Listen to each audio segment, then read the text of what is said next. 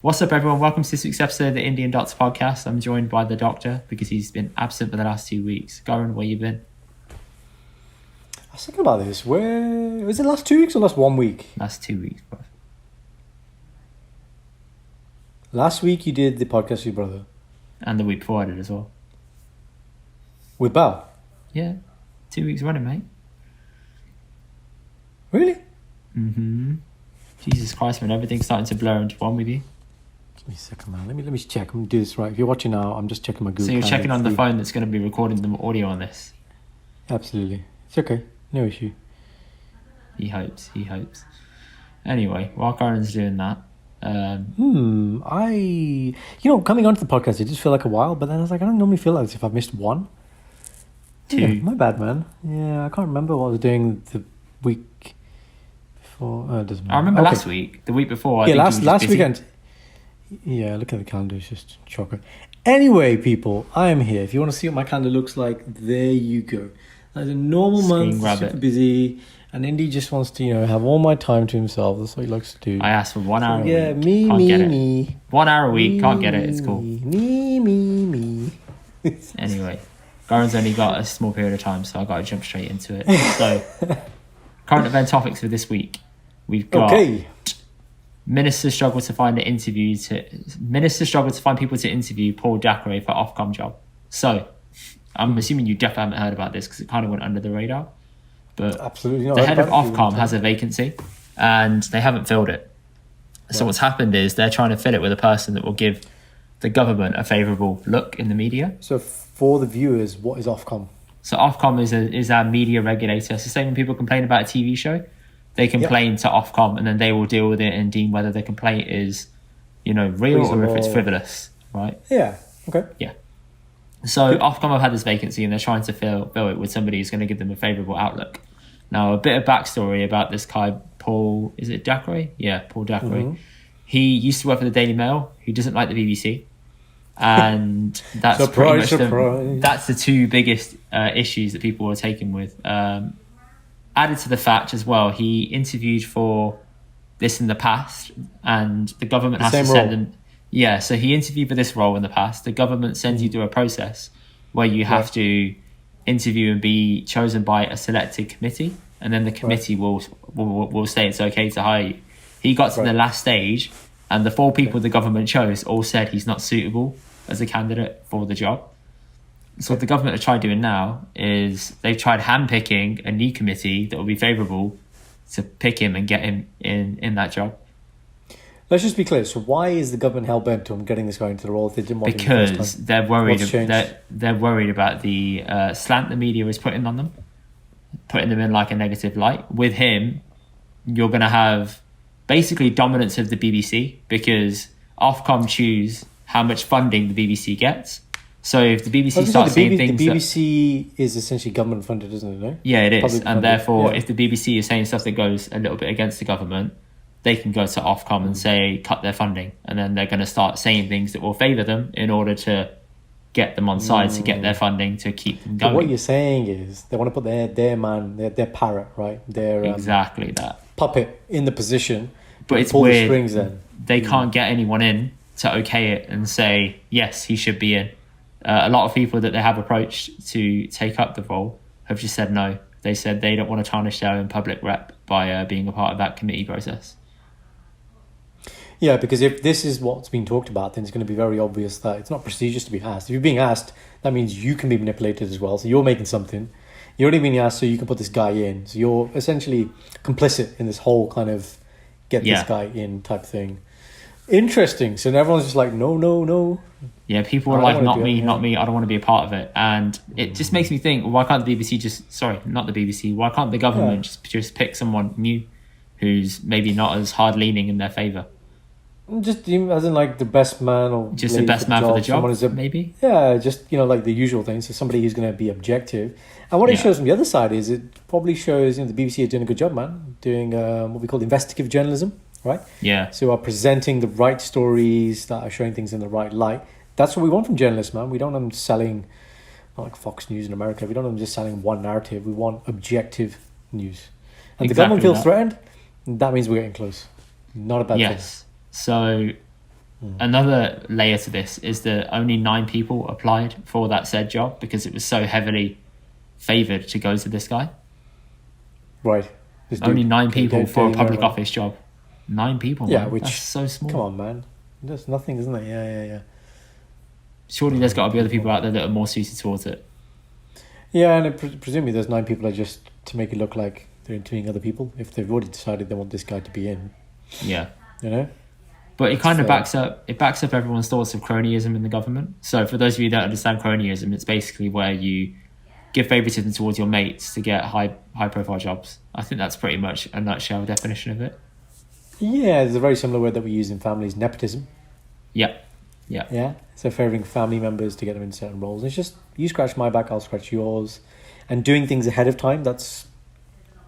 I kind of do that actually in hospitals sometimes. Not with a specific thing in mind, but I know that if I do somebody a good turn, when something presents itself and I actually do need some support, I've put some, let's say, goodness in the bank, and then it will come to issue. Now, obviously, if it's here, it's quite dark. Different intentions, that's a different thing. But yeah, cronyism. Yeah, absolutely. So that's what it is, and that's been happening throughout COVID with handing out government contracts to friends of people in government, etc. Like, this is just another layer to it. Yeah. And it's funny, only The Guardian picked this up because they're a left-leaning paper. I couldn't find too many articles that were backing up or saying the same thing. Maybe I didn't look hard enough. I'm impressed that you read The Guardian. I mean, that's a revelation to me. I don't. It's sent to me by Bao. But obviously, whenever he sends me an article, I try and read from numerous news sources. And there aren't many to back this one up. So I'm like, oh, okay, that's weird. Because I want to hear how they say it. I'll give you a prime example of how it was said later. Right. And you'll see exactly what I mean. It's a proper head fuck. When are you applying to the BBC? I'm never applying to the BBC. Because when you work for the BBC, you can't have your own public viewpoints. You can't express an opinion. It's okay, you don't have an opinion anyway. I do have an opinion. This is what this podcast is, right? But I can't, in the BBC, I only found this out. They essentially introduced a bunch of rules saying you have to be impartial on every issue. So say all the stuff that happened in Israel, like the Queen, you can't comment on it. Yeah, it's the same with the royal family. It's exactly the same. It's a very civil servant. Yeah, but the royal family working for the BBC are two very different things. Absolutely. So, all right. So if you were offered a job for the royal family, you take that one? No, of course not. I hate the royal family. You know this. Listen. If you could do marketing for them, I'm not doing marketing for any of them. Well, that'd be a good job, man. You'd be right inside. Then you could get me in. You get me knighted. We've talked about this before, man. Get united, bro. I'm saying cronyism, right? Nepotism. You get your boy in. That is cronyism supporting colonialism. You see what I did there? I'm not doing that. Listen. If I become Lord Mavi, I can make some big things happen for you. I'll call you Lord Farquaad, you little midget, right? I ain't doing nothing beyond that, okay? Allow it. You're not getting any Lord Mavi shit from me. No way. Listen. Before my time is done, you will know who the Dark Lord is, okay? Don't forget. But yeah, man, I just found that story really wild. I didn't know it was a thing, or that the governments can do this. I think you know what it is? Corruption. Right, this whole thing about corruption. Like, there is a perception that, like India, we say, oh, India's corrupt, Modi's corrupt. It's like what we call, or what we perceive to be blatant corruption. We can see it. It's like you're in India and you're bribing the policeman and everyone's watching and he's like, yeah, carry on driving. Yeah. Corruption happens in every country, and we're supposed to be this like sophisticated country, which we are, but it just means that the corruption is happening behind closed doors at just a really, really super high level, and at every level. I think that's the point. Right, you watch all these programs, like we watch stuff like, like 24 or The Wire and all Bodyguard and all this stuff, and you just realize this stuff is based on real stuff, man. There are scandals.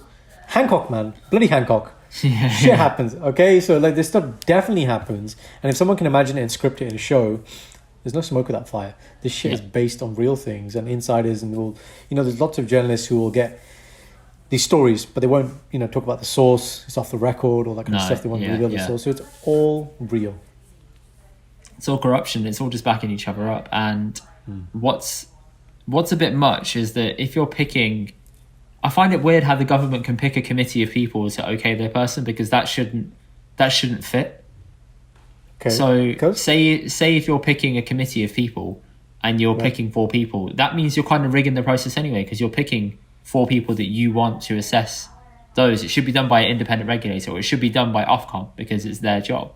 I get that Ofcom is a public sector role, but I don't understand why the government would pick and choose a committee, because that means you're just rigging the system. You're going to make it favourable to your outcome. Yeah. Yeah. Yeah, that's a good point. So you're saying there should be independent regulatory body? It should be independent. I think the one thing I've learned about just the last year or so of stuff, just with politics, etc., there needs to be more independent reviews and independent insights to stuff, because a lot of it just gets spun in a way that favours a certain party or a certain group. An agenda. Yeah, or an agenda. It's really hard to be impartial in this world. I get that, but yeah, it's jarring. It doesn't make sense. Why would you be able to pick a government? Why would you be able to pick a committee of people and put them forward for a role that isn't affecting the government? It's affecting Ofcom. Surely Ofcom should do it. That's just my view anyway. That sounds logical, doesn't it? But I'm sorry. I live on logic. Yeah. But in a world where people are just so busy, like we're talking about this on the podcast, but outside of the podcast, like you're busy with your life, I'm busy with my life. Do we care enough to make enough noise to really, like, we can debate it? It's good. It's healthy. We should raise awareness. There's going to be something else though, isn't it? There's going to be another thing that takes you off it, and then you think about something else. Yeah. And that's why corruption persists, because it's like, can I make a difference? Is it really my problem? Do I want to become seen as a threat or a problem and then get silenced in whatever way, you know? Yeah.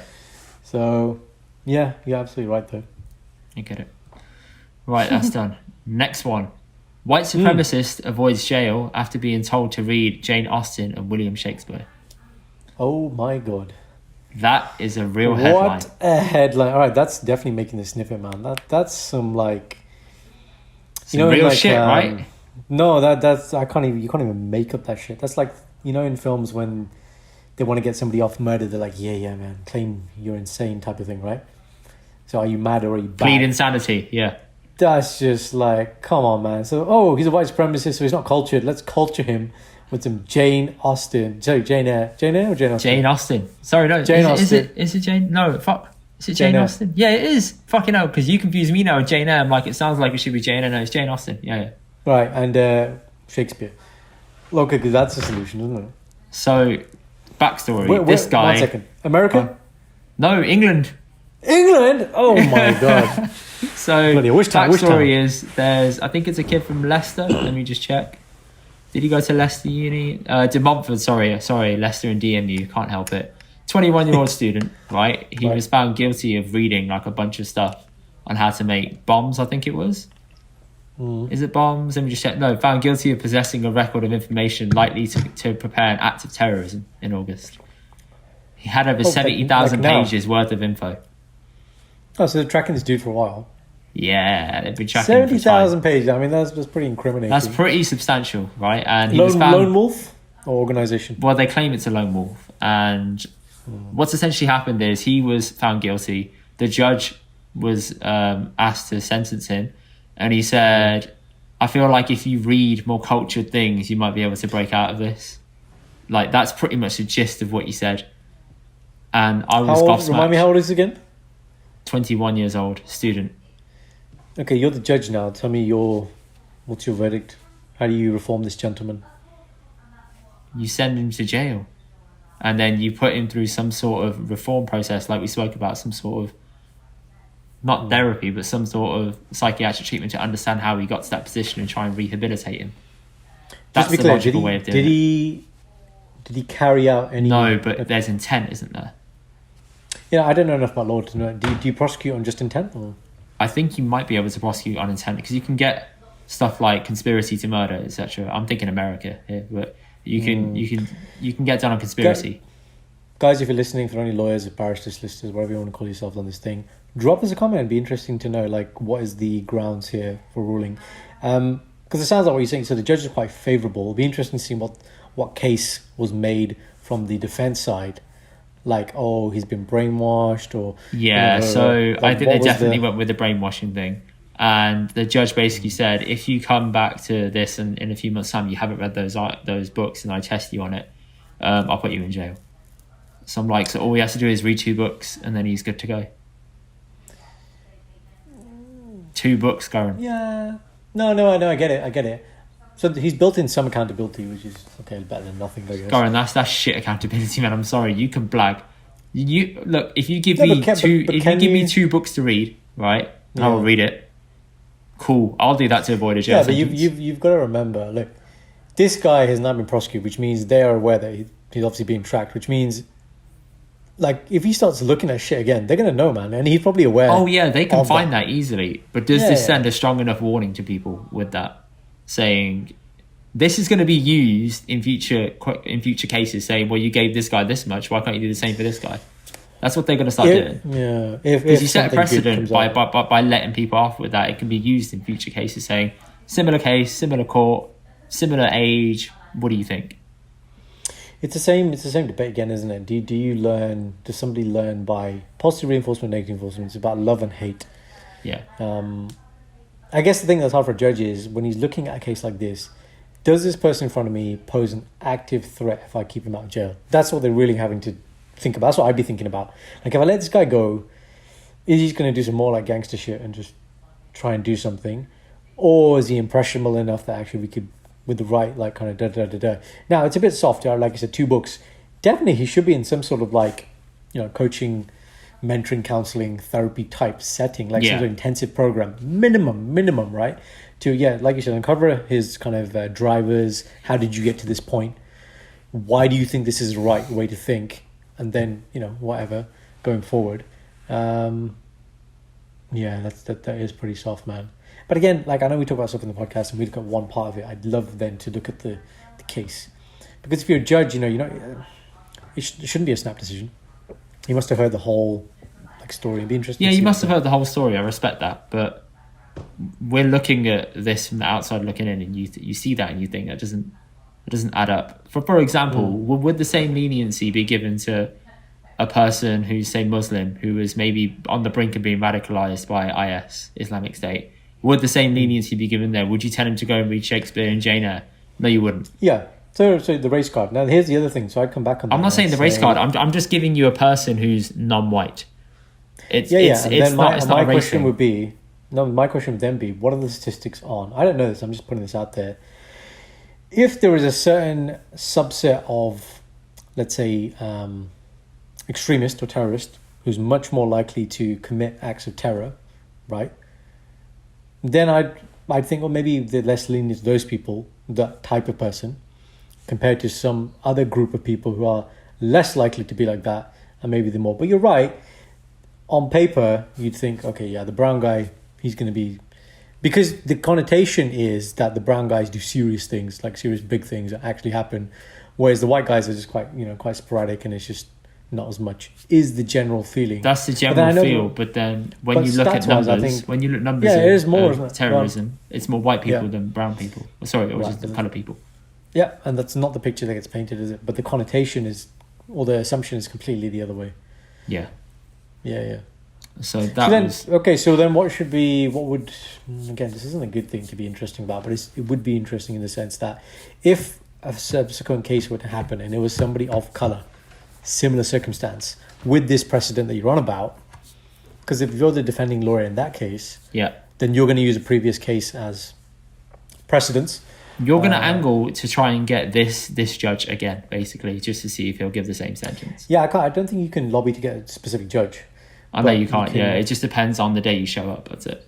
Yeah. But you can fight. Like case law, they call it. I think it's called. It's when there's a certain case, like a case that they quote, this is the outcome based on this. This is therefore similar to this. We're asking for this. Apples for apples. Yeah. But the same old thing, man. When it's supremacist rather than terrorist, that's the other thing. This wordplay. Well, this goes back. I guess it does go back a little bit to our conversation we had about racism in the past, saying how do you fix it? I don't think reading is going to fix it. I get education as part of it, yes. Reading there has to be, on its own, no. Absolutely. Yeah, reading on its own, no. There's got to be more things put in place. I guess some people can say this is a good step in the right direction. Others can say it's not a step in any direction. It's just a false sense of leniency. Not a false sense of leniency. It's just a massive bit of leniency given. I agree. Incredible, man. Absolutely incredible. Welcome to England, people. Next topic. Have you heard about the alpaca that was put down? Geronimo the Alpaca. No. Sounds like the setup to a really fucking bad joke, but it's not. This is an animal, okay. So it's an animal that was put down, and it caused massive outcry that he was being put down. Story goes, he's an alpaca who contracted a certain type of tuberculosis. So he contracted bovine tuberculosis. Bovine, yeah, and apparently that can jump from animal to human. It will obviously go through more and more animals than humans because they'll be in closer proximity to one another. But there is that possibility. Now, this animal was sentenced to death after a court case of about 2 or 3 years, and it took that long because the owner. Yeah, the owner kept on appealing, saying that alpaca hasn't got tuberculosis. It hasn't got it. It's all fake. It's not real. And eventually, it was put down. Was the alpaca like a farm animal or pet or something? Or what was the? I think it's just a farm animal. Yeah, I mean, it was one of many alpacas. It wasn't. I don't know why this one had a name. Maybe they had to give it a name because it was, going through all these court cases. Yeah, I guess it does humanize it, doesn't it? If you say that, it makes it harder to kill if you give something a name. Yeah. Which is why when you look at the concentration camps, how would the inmates refer to numbers? Yeah. If you want to depersonalize somebody, you want to take the human out of human, take away the names. You were just numbers to us. It makes it much easier when you kill people. Yeah. That's crazy, man. I never thought of it that way. Numbers. Yeah. Okay, so tell me both sides then. So the owner is essentially saying the test that was done on the animal twice was false. It wasn't done properly. And she was trying to appeal for a third test to be done. Right. So I'm not sure how the test is done properly. That's all really contentious. Essentially, there's some kind of chemicals you can have in your body that triggers a false positive saying you have it. And her argument is that alpaca's been alive for 2 years. If it had tuberculosis, it'd be dead by now. To which the other side said? Tough. We have to see it through. It's been ruled upon by the authorities. Yeah, it's difficult. I mean, every test has a false positive. COVID test has a false positive. Yeah. That's true with any test. Obviously, we want a perfect test which will tell you when you have it and tell you when you don't have it. Obviously. We try and get the percentage as high as we can. The thing that was interesting to me when you were saying it was, well, they're going to make the case that, okay, there's risk to human life, right? Yeah. And so, for the greater good, we need to kill this animal. But it's interesting. Obviously, humans can have infectious diseases that are contagious. But you can treat them. Well, yeah, you can still treat the animal as well. TB is treatable, but it's like you wouldn't kill the human to stop other humans. Like, someone's got COVID. Oh yeah, that's kill that point, person. Actually. Yeah. Do you know what I mean? Like, that's the thing that sprung up to me. And why didn't they treat the animal? Yeah. Yeah, I mean, obviously we need to look at the facts here. Was it treatable or whatever? But from a animal activist point of view, the thing I would be saying is, if we value animal life, then in the same way you wouldn't kill a human, why would you kill this animal? Yeah, keep it away and. Speaking of that, there was a petition to keep the animal alive, the alpaca. Right. 130k signatures it attracted. It's insane. So it definitely made a splash in the media. It wasn't like it was something that was just, just made up. But it was trending on the BBC News yesterday for like a good few hours. Made it quite high up. When was the animal put down? It was put down yesterday, I think. Okay, by injection, lethal injection, or? Don't know the details of it. I'm not going to know that. It was just taken away. That's the best way to say it. I wonder who carries that out. So the judge rules or the court rules, and then you're thinking in Harry Potter, innit? When they bring across the in the Prisoner of Azkaban, where they bring across the executioner for the hippogriff. Yeah, for the hippogriff. You're thinking that. I don't think it's like that. It was just put in the back of a truck and taken away. I was thinking. I think the term that they used was the animal was destroyed. They didn't say it was bloody killed. Hell. Yeah. Destroyed. Put down is like the PC term, man. Destroyed is like, wow, that's like, like in Harry Potter, man. Like you stupefy somebody and they just explode, man. Yeah, I'm just trying to find it now. Hang on. Destroyed. Did it say destroyed? Oh, euthanized. They said here he was euthanized. Okay, that makes sense. But I think destroy. What is wrong with you? No, it is in there. Geronimo the Alpaca was led away to be destroyed on Tuesday. There you go. God. Yeah, talk to me now, mate. Yeah. Trying to say that I'm adding flipping masala onto this, yeah? Yeah, masala means spice, guys. I'm not adding none of that on. I give you bland facts. Indy is the master of masala and especially black rum spice. Aren't you, my friend? Thank you. Aren't you? Yeah, maybe. Anyway. You like that one, do you? You like that one? No, I don't like it. I don't like rum anymore. Anyway. So guys, ask Indy about the Kraken. He'll let you know. He'll give you the crack on the Kraken. Sure thing.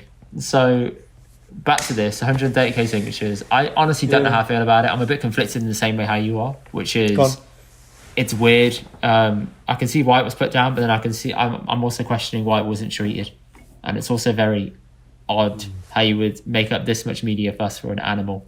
And if it had TB, I'm no doctor, you are, but you can't live for 2 years with TB without showing symptoms or signs or anything, can you?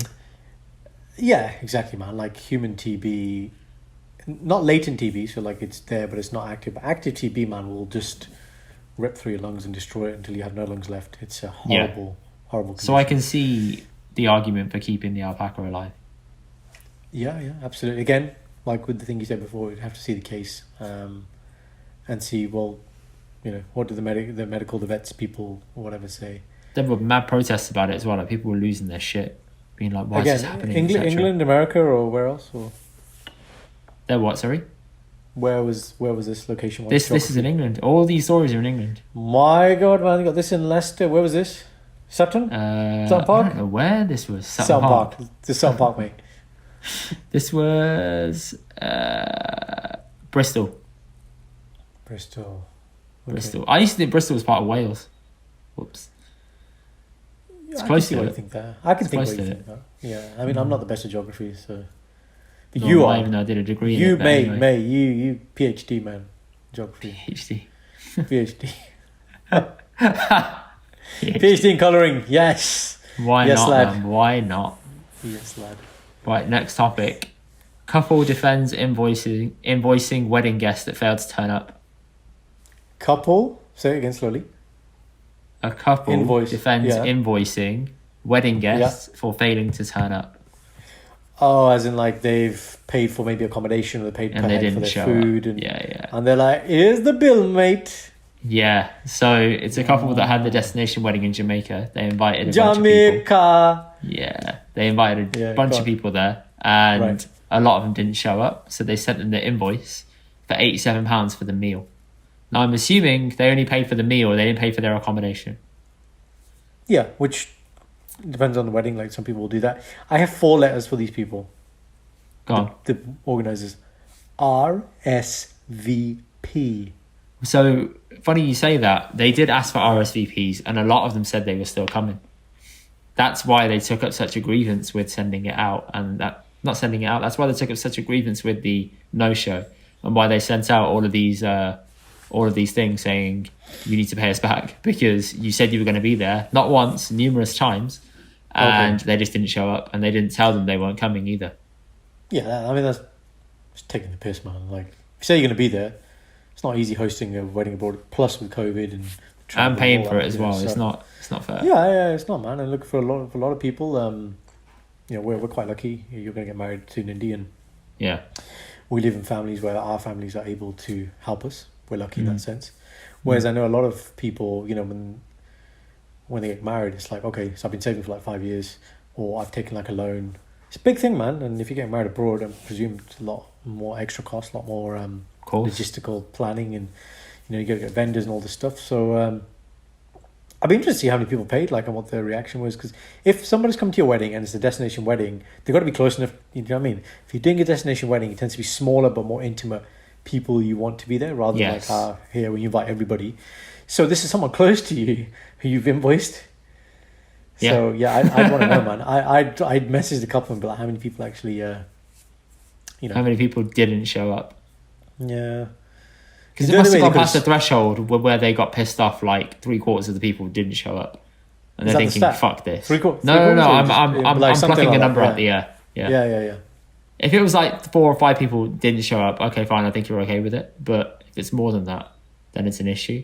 Say if we did that at Indian weddings, though, it'd be a different story. Because, well, it's weird. It depends on when you do it, isn't it? So you're going to have less people show up to a reception you do the next day compared to a reception you do same day, because people are going to be like, oh, I'll just see the day through. Now, with that, most Indian weddings tend to be quite full.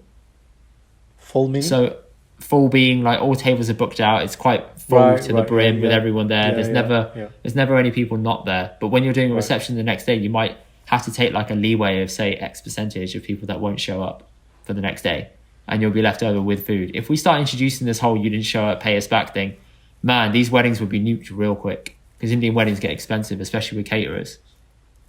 That's a good point. The other way they could have swung it is, you're unable to attend. We're sorry you couldn't attend, but like I don't know, this couple, Indian couple or non-Indian couple? I think they're a African American couple. Let me just check. Go on. An American couple. That's it. Yeah. Okay, American couple. So in most, in culture, in our culture, it's no gifts, please. That's the one. But there's expectation that at the Gurdwara, Sikh holy place of worship, guys, you'll give some shagan. Shagan is like a blessing, i.e. in the form of money. If not at the Gurdwara, you'll give it at the hall. So money, right? But in other cultures, it might be like they have what they call it, a present list or gift list. Yeah. So it could be that basically they just ask for some shagan and be like, oh, you couldn't attend. Do you want to just like, give us a bit of a some sign? I didn't know the gift lists were actually a thing. Oh, dude, the real man. So I went to my friend Will's wedding. So he's one of my white friends, and that was the same year I got married, like 2 months before.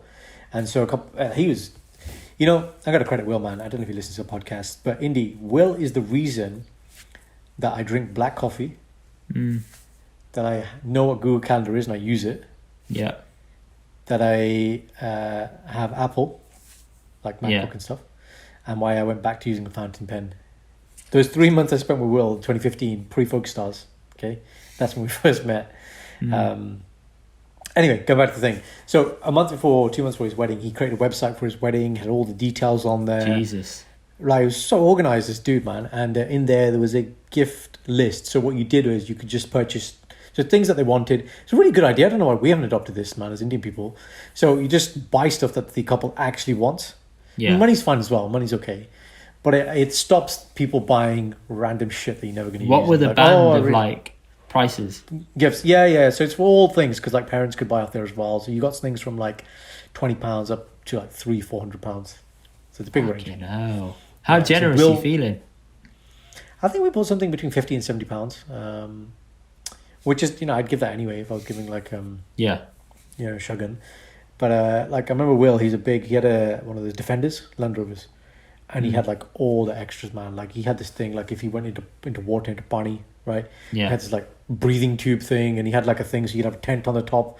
So a lot of the gifts were all like Land Rover related. I think we got him something to do with his dining table, like some cutlery type thing. But it's good. It's like, it's what the couple want, you buy it. It's like, it's so simple. You don't take anything on the day, you just go straight to the couple. Good system, man. Good system. Yeah, it's crazy, man. I didn't know we're too lazy. Yeah, we are. I didn't know that those gift ideas were a thing. Someone asked me about that recently, and I was like, "Wow, here's some money, Puttu.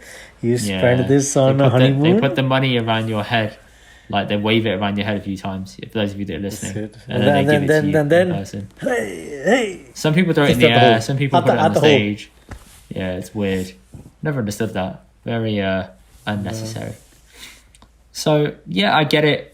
I get why they're pissed off and why they do that. I think it's petty. I'd just accept it, be like, all right, it is what it is, and then the friendship's kind of dead at that point. Right. Because, you can't really come back from that if you didn't tell someone. If it's extraordinary circumstances, I get it. Like the flights were cancelled. Yeah, cool. Mm-hmm. But if you didn't tell anyone at all. Yeah. The bit that irked them the most was they said I paid for a friend and a +1. And I was like, the +1 thing is difficult, because if you don't know the +1, but you did that so they could feel more comfortable. Yeah. You paid double for one person. You're going out your way. Yeah. Yeah. So I respect it. That's also interesting. Like, I would find it I would find it difficult to go to a wedding where, like this, when a friend has many, many circles, but you're the only person in one of those circles. Yeah. That's where the plus one comes in, right? So you don't feel awkward. But, yeah. Because you need a buddy there. Like, you need someone there that they know or something. Otherwise, it just gets weird for them. Because expecting someone to turn up on their own, it's intimidating, it's daunting. Yeah. Exactly. Because there are going to be people that are coming to my wedding, and I'm going to be like, I'll introduce them to a few people that I know. I'll be like, look, you can chill with these guys or whatever. And I'll tell somebody to look out for them and make sure that they understand how everything is, just so that they're comfortable with it, because they've never been to like an Indian wedding before. And I'm like, yeah, cool. I can get somebody to take you through it so you don't feel unwelcome or awkward or anything. That's really important. Is that going to be me? You're going to make me that person? No, it's not going to be you. But I might make you the go-to person for someone. So now you've said that. Thank you. You're bumped up to number 1 on the list. As what? Number 1 what? And number 1 is in like, can you make sure that those people are okay when they come and make sure that they're attended to and they understand everything? You're on about the Gurdwara? Is that what you're on about? I'm on about the Gurdwara, yeah. So what you're saying is you're making me stage secretary and you want me to make a speech. That's what you're basically saying. I'm not basically asking any of that, no. You'll be lucky if you can get on stage with the mic, man, right? If you're asking me to get on stage and tell somebody to move their car, absolutely do that. Move the car. Absolutely do that. Wow. That's a legendary speech though, isn't it? That is a legendary speech. Legendary. Can somebody move their car, please? You're blocking in the coach that can't leave. So no, let's do a bit of Punjabi, man. We haven't done Punjabi in a while. So you'll get the stage secretary, right? And you think, it's going to be like, I don't know, it's going to be something. And then it'll be like, Pyare Sad Sangat Ji. Okay, so which means like wonderful congregation. Quick announcement. Jinnah ne vi apni Mercedes registration plate Y23JN silver colour ਦੀ ਗੱਡੀ park ਕੀਤੀ ਹੈ ਤੁਸੀਂ ਜਿਹੜੀ ਵਿਆਹ ਦੀ coach ਹੈਗੀ ਹੈ ਉਹਨੇ ਨਿਕਲਣਾ ਤੁਸੀਂ ਬਲੌਕ ਕੀਤੇ ਆ ਪਿਆਰੀ ਜੀ ਬੇਨਤੀ ਤੁਸੀਂ ਹੁਣ ਮੂਵ ਕਰ ਦਿਓ. Indy, you want to translate? You pretty much said a lot of English words there, so I think people can piece it together. But essentially, you're saying the vehicle registration, XY, whatever the hell it is, yeah. Can you move your car, please? You're blocking in the coach, and it can't move, and it needs to leave. So move the car, please, in a very nicely way. And then you're there, and you just look around, and you're like, you look around like, who is it? Who's the person that's going to stand up and run out? Who is it? And you see them like jangling their keys and running outside, and you're like, this is just... Oh dear. Like I go there to pray, and then you get this like, this, not comedy, what is it? Like you just get some drama, that's the word. Yeah. But yes, I understand. You are reinstating me as the master of ceremonies, the MC. I'm not reinstating you for any of that shit. I hear loud and clear. I think I'll take this up with the high authority, which is Sanj. And me and Sanj. Good luck, man. She ain't clearing you for shit. The second her dad sees you on stage and he's like, who the fuck is he? It ain't going down, mate. Right? Listen. I have a way with dads, okay? That sounds very dodgy, mate. I would not go around saying that. Right. You know you're staggering. I hit Gopi in the head with a paintball, yeah? And he had that bruise. Yeah. Yeah, I spoke to Gopi's dad yesterday and he was very happy. He's like, yeah, good. You taught Gopi something. Akal agi. Wow. Akal means, guys, like wisdom. Yeah. It's an all-standing joke. That you hit somebody on the head to get a bit of wisdom. So yeah, I've got away with dads, man. You don't worry about that. I just realised I get to meet your dad. Like, this is the best thing ever. Yeah, sure. You might want to come and meet him prior or something. I cannot wait. Come and meet him prior. Come round. I'm going to ask him about that Lakers top. Which one? The one, the t-shirt he started wearing. Was it Lakers? It was a purple Michael Jordan t-shirt. MJ. So it had him on it. It wasn't like a top. It was just a really nice t-shirt that I loved as a kid. Oh man, that story still hurts my soul. For those of you who don't understand, my dad, I was missing this t-shirt for years, absolutely years. It was a white t-shirt. It had like Michael Jordan dunking in the air, and it had like a purple outline on it, and I couldn't find it. One day I'm downstairs and my dad walks downstairs wearing it. I hadn't seen this shirt for years. I thought it had been lost. Man. And he's wearing it and I'm like, what are you doing? He's like, it's my t-shirt. I said, no, it's mine. And he said, but it's very tight on me. It keeps my back warm. And I'm like, you just stretched my favourite shirt out of shape. It's gone. Right? And he took it off. He gave it to me and I was like, I don't want to wear this. It's bent out of shape now. Right? Love it. Look, it kept his back warm, okay? You need to do what is good for the greater good, okay? So upset by it, man. It hurts me still to this day. I'm very excited to meet your dad, Sanjay's dad. meet your mom, meet even your siblings. I'm just happy to meet your family, man. Go ahead, man. It'll be great. Here we go. Like, I hear about you guys all the time. Yes, you do. You do hear about them all the time, don't you? Oh, I'm going to see Suk. Suk's going to be there, isn't he? I haven't met Suk in real life ever. Yeah, Suk, one of our first podcast guests. Yeah, he'll be there as well. Yeah. He will be there as well. Yeah, right, last topic. Nike closes head office for a week to help people chill after the COVID pandemic. Nice. So they did that this week. They kind of joined Nike's Bumble. head office? Oregon, isn't it? So it's America. Okay, fine. Yeah. This is but this is a worldwide thing. What, as in big companies are all closing for a week? So the big company Nike worldwide is closing for a week. Oh, everywhere, all stores. Yeah, all their offices are closing for a week. I don't know if stores are closing. I know offices are closing. That's nice. Yeah. Basically, they're joining a gesture of Bumble. So Bumble was a dating app. They did a similar thing earlier in June or July. And they got really good press for it. And Nike doing the same thing. Makes me kind of think, are they doing it to get good press? Or are they doing it because they actually mean it? You're never going to know. But it is a nice gesture. It is, man. It's something. It's not similar, but I read something today about how Scotland are trialing a 4-day working week with the same pay as 5 days. Yeah. It means you're working longer hours. You're essentially working like... No. What is it? No. They're saying the normal 8 hours a day. I think really? they're based on a trial in, I want to say Sweden or Switzerland, about how productivity was higher with the same number of hours. Yeah. Because they were basically in the work-life, but I mean, it's what I do anyway, so I can definitely vouch for that. I do a 4-3 split. Sometimes I do a 3-4 split. But it means when I need to go ham, I just go ham, man. I just execute. And when the time I'm not there, I don't need to think about it. Whereas, people just get kind of, what's the word? Drained, it's just monotonous. It kind of drags on. Yeah. I think having slightly more holiday time would make people just more productive. So, yeah. I think it would too. But one thing I noticed was, are they doing this because they had such a good period after COVID hit? So obviously everything dropped when COVID happened, right? Ooh. But after that, I looked at their stock price. The stock price hit an all-time high recently. So, I really doubt that they were furloughing people. I doubt that they were, massively under stress. They could probably afford to take a week off and do something like this. Yeah, maybe. I think, yeah. Go on. And it makes perfect sense because by doing that, you're essentially setting an industry standard. So if you're doing this as the fashion retailer Nike, Adidas are going to have to be like, oh shit, we have to do something similar, because if Nike have a perk like that, they're going to have an advantage, which means they can get the best talent. They can attract the best talent because all the other employees that aren't there are thinking they must treat their employees well. They're really looking after them, etc. Now, you can think of it as like Nike doing a really great thing. They probably are, but I'm thinking bigger picture. If you're the industry trendsetter, if you're the main top dog doing this, you're essentially making other companies do the same thing as you, but you were the first ones to do it. So you're going to get that props. extra props. Yeah. And you're going to attract the best talent. You're going to attract the best investment, the best PR, etc. Like, it all works very well for them for a very small cost of being off for a week, which I'm sure they can offset some other way. And I'm pretty sure that people have been working double time the whole time anyway that Nike's been open, because they've been, home comfort wear has been blowing up. People are wearing joggers and shit. So they must have produced much more shit during COVID and whatnot. You're very much, you're Mr. Preston, aren't you? Preston with the law, Preston with this. Just President, what do you mean? So we're saying about how, the guy who got told to read Shakespeare has set a precedent for future cases.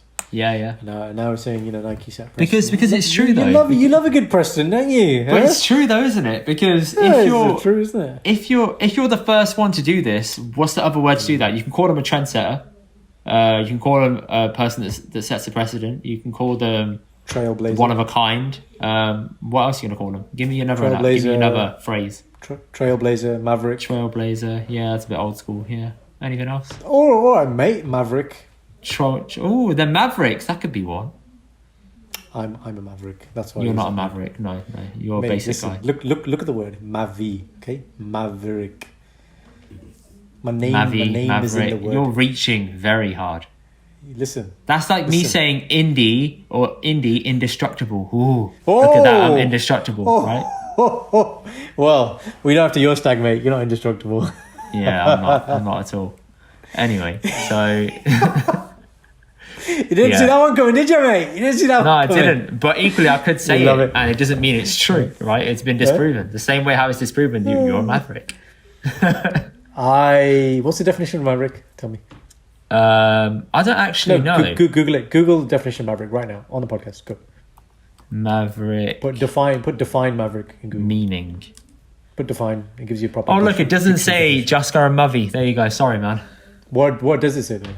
It says an unorthodox or independent-minded person. Thank you. Authentic living, baby. Anyway, we're not going to get into That's not the same thing as what I just said. It's not the same thing. You're reaching so hard right now. No, I'm talking about the word maverick. I'm not talking about what we said before. I'm not saying I'm Nike. I'm not saying that. No. I'm saying maverick. Hang on, maverick. No, man. Come on, man. Unorthodox way of thinking. Unorthodox or independent-minded person. I don't think any of us are independent-minded people. We're all influenced in some way. Depends on what you mean by that, but I'm talking about the majority of people. So you think you're different to everyone else? I think you're different as well. I think you're different. No, I think I'm pretty similar to most people. Mate, you leave Deutsche to go travel to discover Stop baiting out the word that a place that I used to work at. So what does it matter? You don't work there anymore, but they've got tabs on you. God. Anyway, you used to work somewhere. You don't work there anymore. You went to go discover yourself. Okay, you came back with a saggy Judah. Okay, his top knot was really low. Okay, and then you went into what you're doing now. So I would say you are maverick. You're not following what I call the Brown formula, the blueprint for life that most people do. So there is no blueprint for life. You figure it out as you go along. Absolutely, that's the only blueprint. Yeah, I agree. That's a clip. But thank you. I appreciate your very kind words.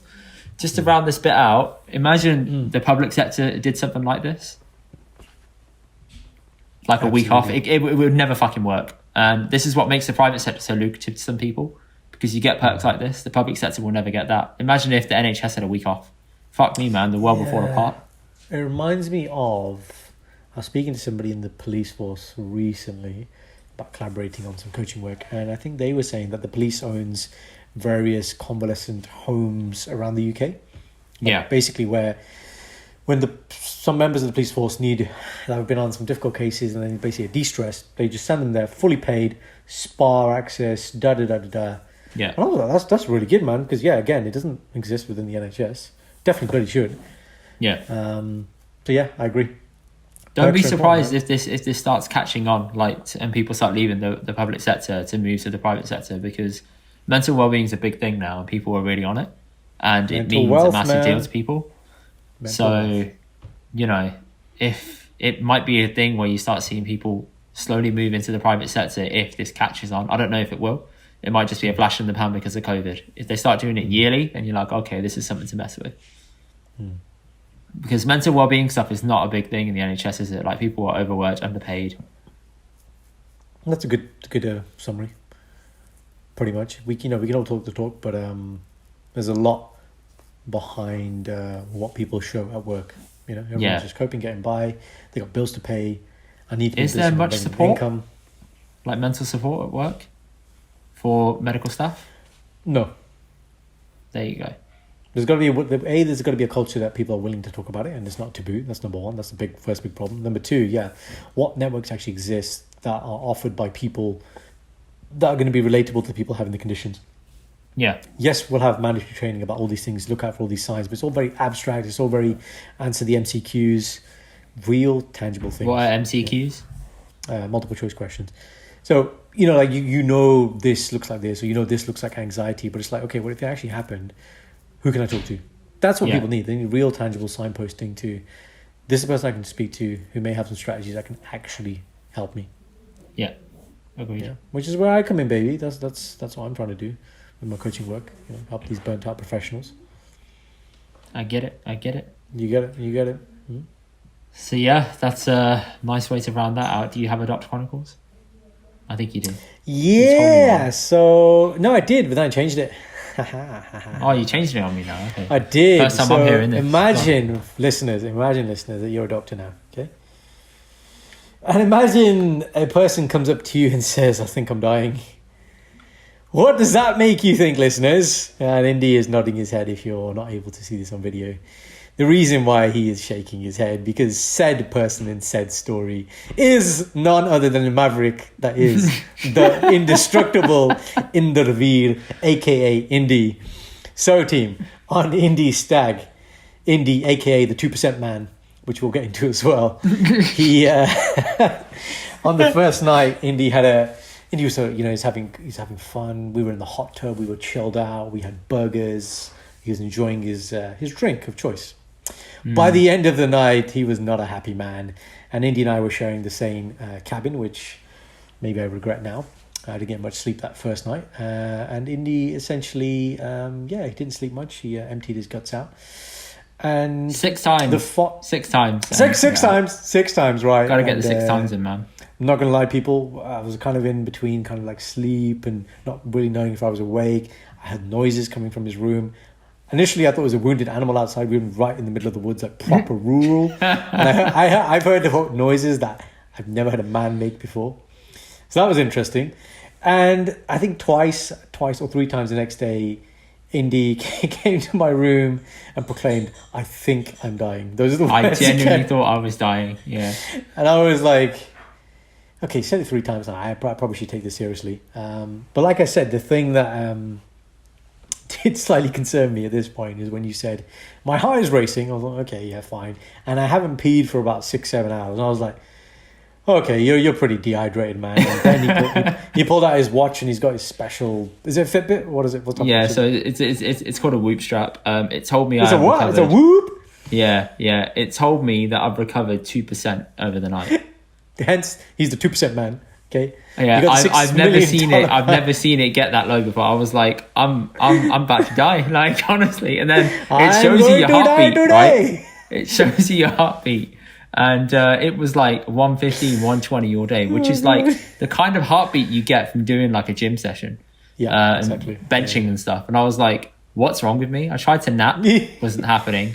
Why? At all. Tell people, why couldn't you nap? What was the reason?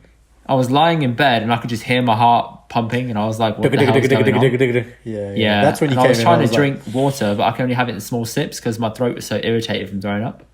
Right. So you're obviously feeling nauseous as well. Yeah. So, and you even said it yourself. You said like if this carried on to a certain point, you would have had to take me to hospital. Yeah, hospital, cannula, give you a drip, which would have been the ultimate doctor story, right? Dr Chronicles. I really wish I'd bought an IV drip, man. That would have saved me so much time. Yeah, and you had 2 doctors on the trip, man. Like, so I did that on purpose. No, I'm getting. You did that on purpose. This is how it is. Protect yourself. How it is. So, guys, who you're listening, dehydration is not a joke. So, in this scenario, the medical teaching here, the reason why Indy became so dehydrated was, number one, when you drink alcohol, it's a diuretic, just like coffee. So it makes you wee. So you lose fluids there. Number 2, he's vomiting, so he's losing fluids from both ends. Like I said to him, had he developed diarrhea, that would have been the triple threat, and he would be losing from every orifice in his body. And that is an absolute recipe for dehydration. Okay, dehydration is not a joke. Essentially, at minimum, you need to replace what goes out. Yeah, you need to put in. In the absence of having a drip, you just need to drink as much water as you can, and obviously eat in small amounts. And I'm happy to say the subsequent 2 days, he was a lot happier. Yeah, I was fine. I was fine. Yeah, he was eventually towards the late afternoon. I started to eat a little bit more, and then I went for Nando's, a piss. isn't it? Yeah, you had that. You had the Nando's snack, and then you were like, "Yeah." I feel a little bit alive, and then I had a tangerine, and then I eventually I went for a piss. Then I went twice, and I was like, "I'm alive." Oh yes, I'm alive. Yes. The 2% man came back to life. I'm no longer dying. Yeah, that was great. That helped. There you So, go. yeah. So there you go, for team. that. You've learnt about you've learnt something about Indy Stag. Thanks. So yeah. Anyway, thank you for listening, guys, to this week. I hope you enjoyed it. Let us know your comments and thoughts. As I said before, we really appreciate you guys listening to all of our podcasts and getting this far. Give us some feedback if you can. Be really honest with us. Tell us if you like it, if you don't like it, what you want to do. Any guests you want us on to approach, let us know. We'll happily try and approach them. Give us some suggestions. Like we had that one dude, man, on YouTube. He started a little thread with you. Yeah. So people have been hitting us in the comments, which has been quite nice. We've got real comments on YouTube, man. Not spam. None of the spam shit that's like, click this moment for this link or whatever. It's weird. Real people. That's nice. A real person. Very helpful. I need to respond to that person, actually. I'll do that. You do that now. I will do that now. All right, go on. I'll chat to you next week. See you later, guys. Take care, buddy.